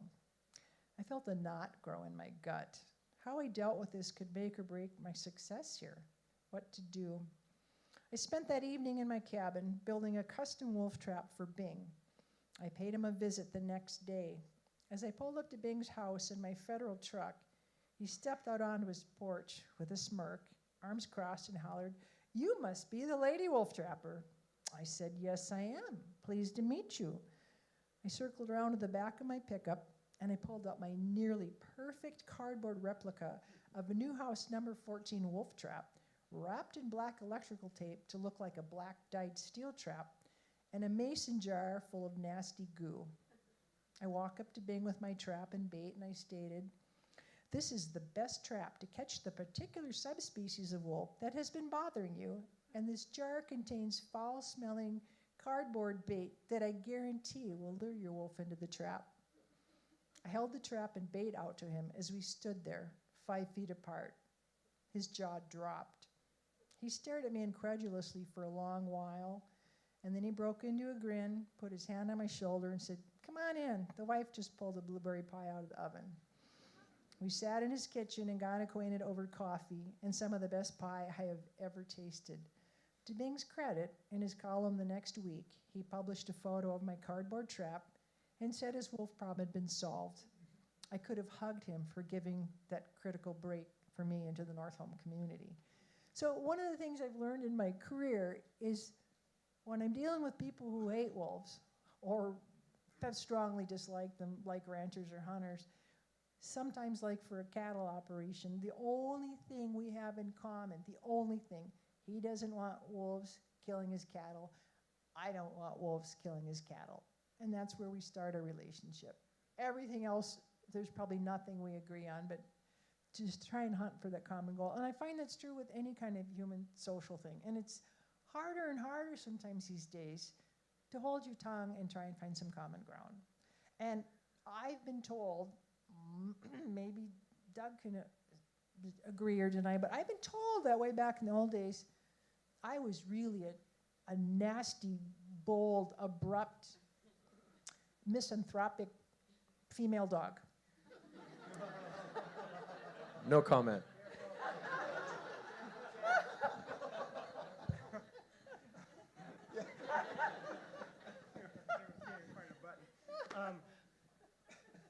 Senator, I do not recollect.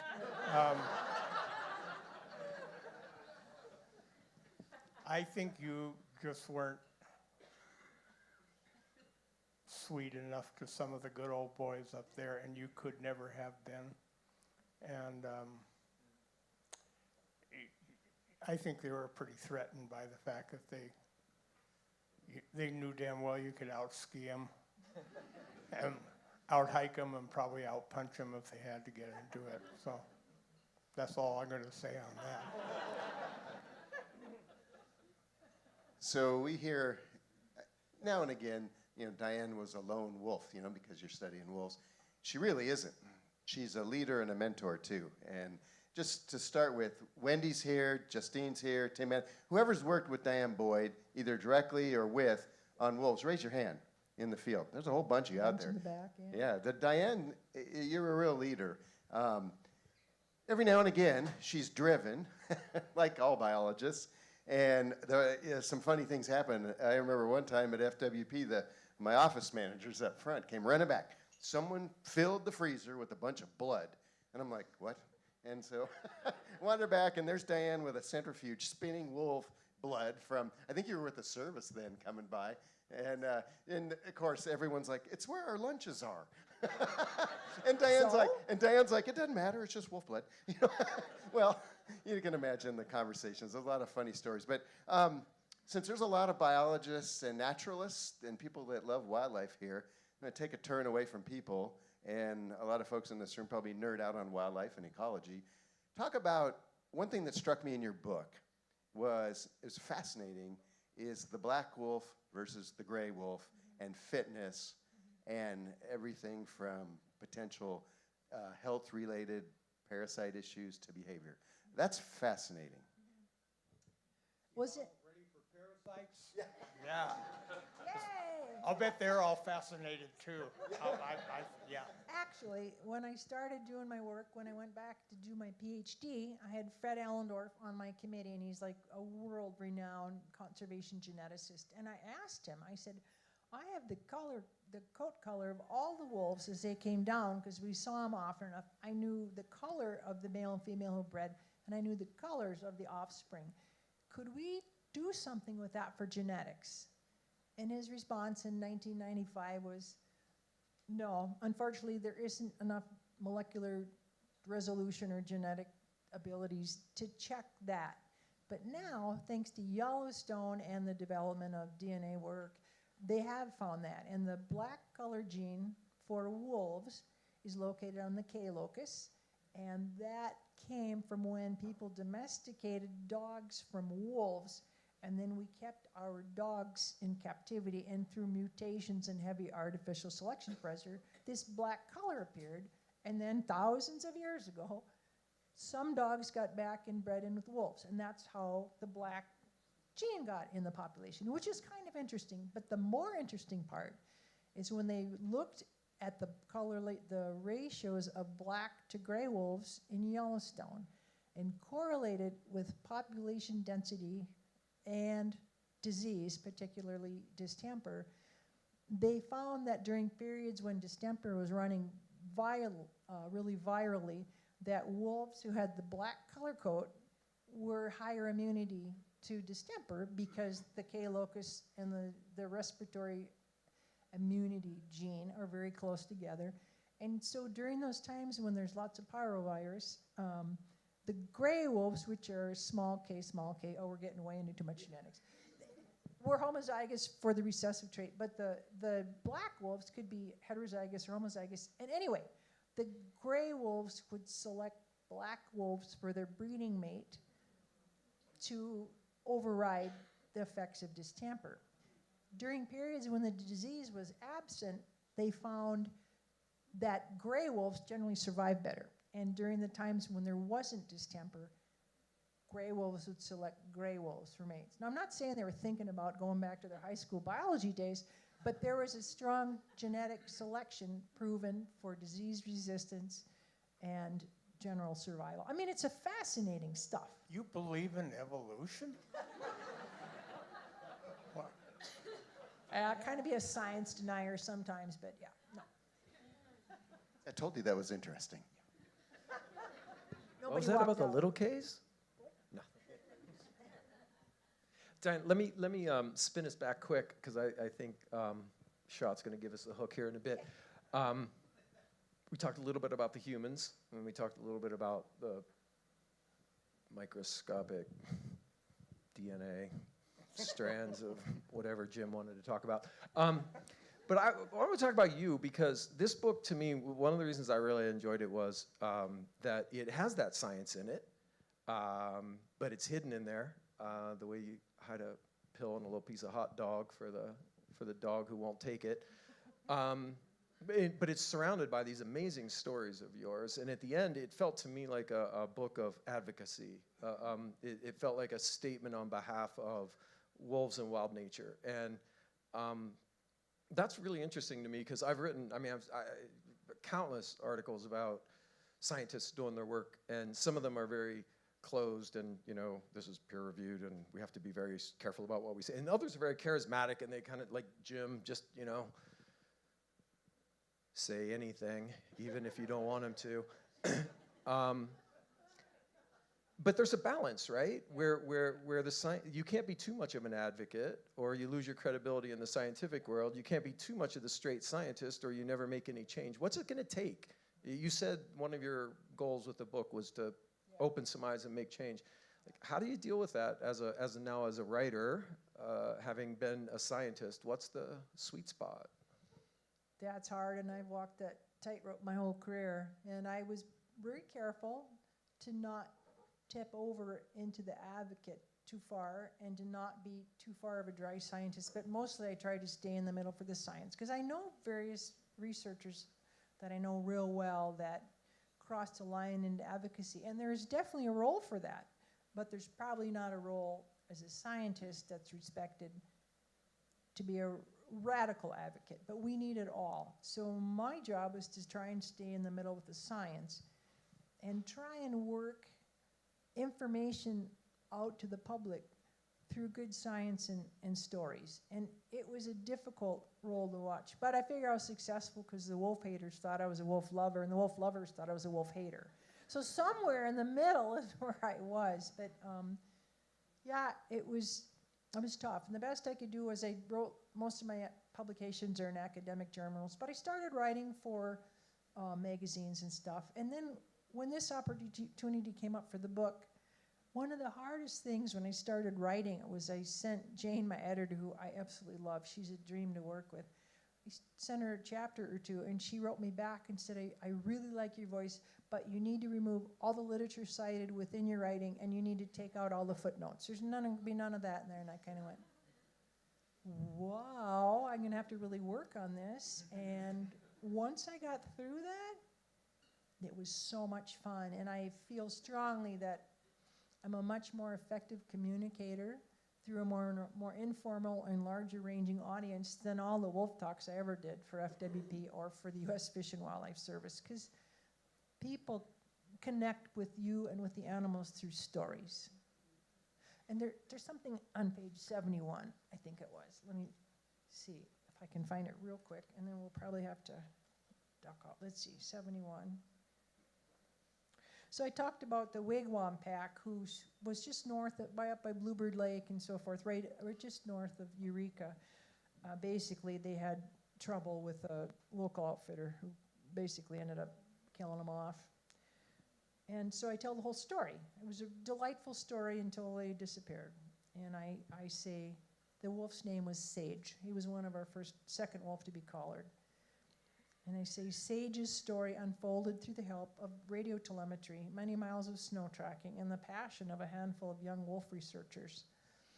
The most significant challenge the wolves in the early North Fork faced then are no different than the challenges wolves nearly everywhere today face, coexisting with humans on a human-dominated landscape. As a biologist, I relay Sage's story at the risk of appearing sentimental. But as the famed evolutionary biologist Stephen Jay Gould so eloquently put it, we cannot win this battle to save species and environments without forging an emotional bond between ourselves and nature as well, for we will not fight to save what we do not love. And wolves have definitely snagged my heart. So I'm able to say it in this book at times when I really wasn't able to say it. And I'm hoping this will be a powerful tool. Well,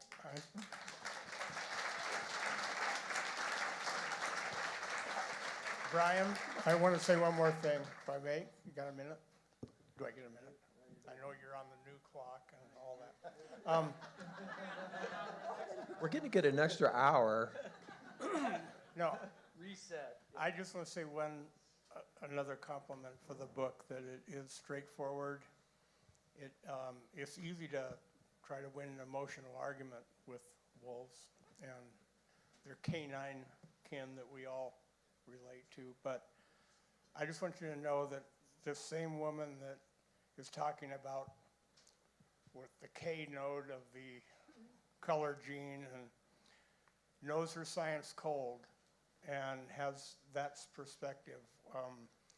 As we talked over the years, and I'd say, because you need to do them, what happened, where's Sage, what's going on, and you would start the story, and there were tears, and they were honest ones, and you're an honest scientist, so cheers. Thank you. And I would just say you wrote an incredibly honest book, frankly. One of the most honest books I've read in a really long time. It's Diane's voice through and through. It's not some ghostwriter. It's exactly who she is. And if you want to know what it's like to be driving up the North Fork Road and look in your rearview mirror and see the yellow eyes of a lightly sedated wolf that has now woken up in the back seat of your truck, this is exactly the place to go. Thanks. Diane, I think everyone's waiting for your next book now. I've got some ideas.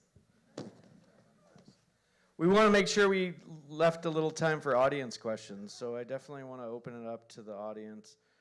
This crew has been amazing. Did you get to read as much as you wanted in terms of, did you want to do that last? When we're done with all the questions, I've got a paragraph that'll take a little less Okay, than a minute. and we'll audience. close that out. We'll take a couple questions if there are any. Is that Ed? Patty. There we go. Patty. Yell.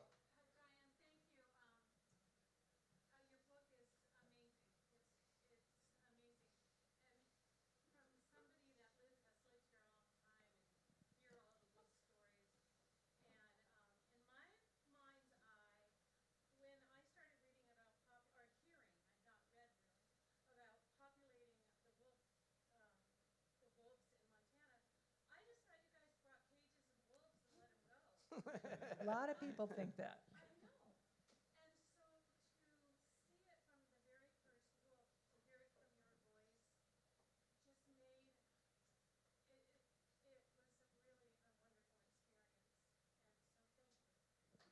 Thank you. That was a good comment. It was. It was awesome. I don't think it was a question. And I love you, Patty. Ed Nissen. Around what year was the relocation of the pack from the Bitterroot to Spotted Bear?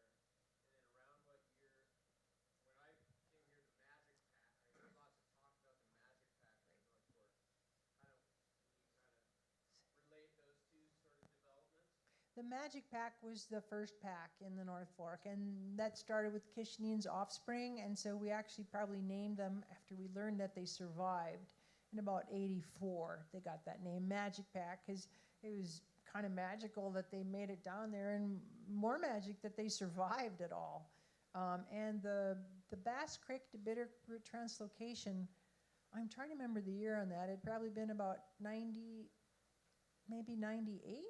I'd have to look it up in the book. I'm sorry, I don't remember. Yeah, you're welcome.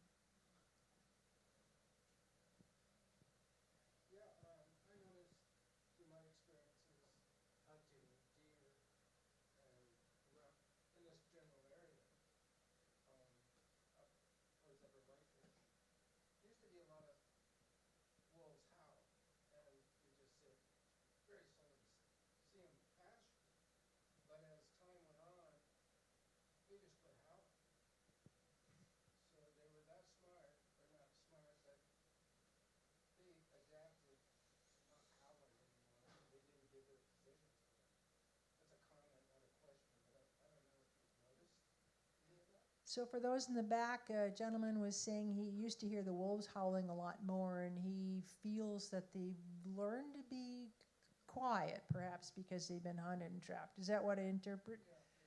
Why not? I mean, I've heard some places where elk don't bugle much anymore because as soon as they do, they're targets. But I haven't documented that or seen that documented, but it's sure plausible. Yeah.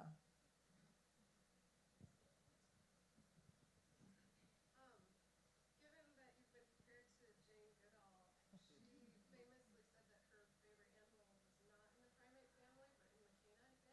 Yeah. So do you have a favorite animal? And is it in the canine family?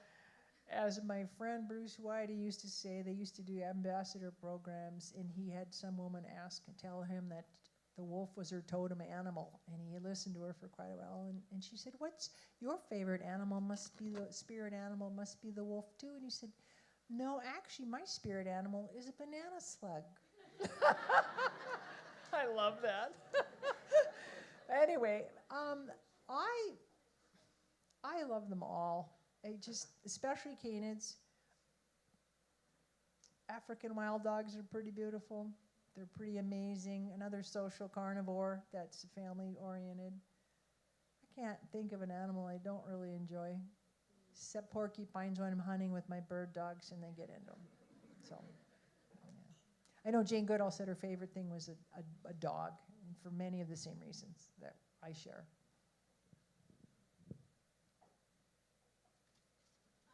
Okay, we've got a room full of Diane Boyd admirers, and as one of them, book suggestion, next book, also question, or prompt perhaps. You live single lady on the Canadian border at New City, and the border crossing is open. Yeah. And so in the book, you had some stories making your traps and boiling them in the tar and whatever to make them untraceable by human, and a few other tales that I won't spoil, but I'm curious if there was a certain story or a story that comes to mind that you could share with us that maybe isn't in the book about your lifestyle up there with the border crossing being open and living in the middle of nowhere on the river. So Flannery's question was basically there's a lot of stories in the book, and she really likes the fact about the border crossing. And was there any story I could share that's not in the book?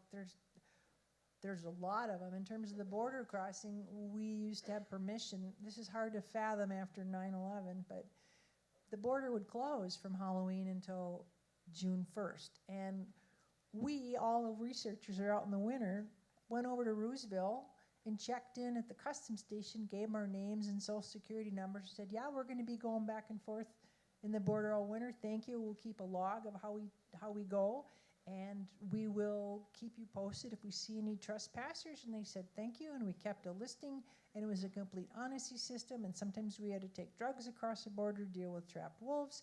There was no such thing as bear spray, and I'm really sorry that relationship doesn't exist anymore. It's just a different world. Okay, and we partied with them. Oh my God.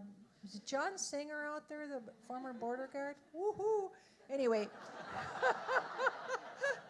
I fished him out of the ditch that runs between Canada and Montana one night after the party because he was so drunk he fell in the ditch and couldn't get out.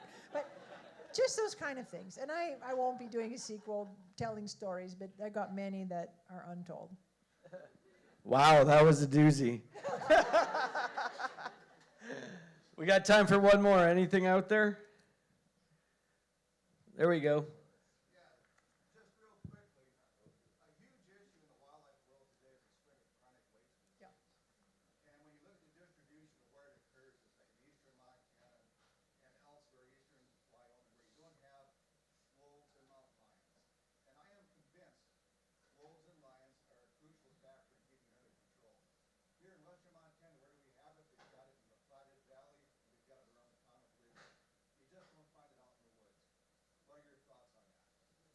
Well, there's been a lot of science looking at this very question about can wolves and lions slow the spread of chronic wasting disease? They can't eliminate it because by the time a deer is showing slow symptoms or becomes more vulnerable, they've already had it for a while and are shedding the prion, depending how you want to say it. And this organism can't be destroyed by heat or light or freezing or anything. And I think there's some validity to that. I don't know that I'd rest my career on it. I would like to see what more they're finding. And CWD was just found in the Flathead. I just read that recently. And it's just inevitable that it's going to end up many more places. But you're right, although it was discovered in the Midwest where they have lots of wolves. It tends to be a problem from game farms. I said game farmers, tried not to get the spit roll out of my mouth because I'm not in favor of game farms. Anyway, but I like the point. It's a good point. Well, we're going to have Diane just read a real short closing here. Yeah. So basically, through the whole book, I weave the stories through and the ups and downs and the social challenges and reintroductions and ecology and stuff, and I kind of wrap it this way. My early focus on a few intrepid wolves transformed into a 40-year journey documenting one of the most successful endangered species recovery stories ever told. Recently, however, times have changed, and toxic anti-wolf sentiments have resulted in new laws that allow wolves to be killed indiscriminately. The pendulum is swinging back to the wolf eradication days of the late 1800s. Yet, the wolves persist, resilient and clever. It is up to us if the wolf will continue to exist or if its howls will be silenced. When we hate and fear them, we eradicate them. When we love and value them, we protect them and they return. Wolves must live somewhere in between these extremes. As I narrowed my professional focus on wolf recovery, I became aware of the critical role that listening, education, and outreach played in my work, as well as in wolf recovery everywhere. Wolf management is people management. Period. Thanks, Diane.